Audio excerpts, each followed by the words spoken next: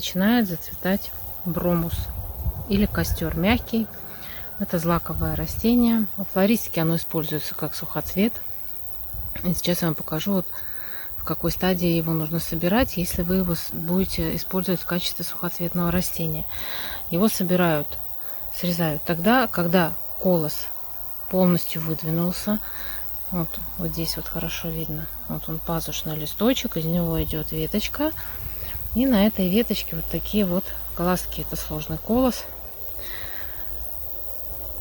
Чешуйки еще закрыты, но кое-где уже начинают появляться вот такие вот маленькие желтенькие точечки. Это тычинки. Вот это сейчас самая лучшая стадия для сбора.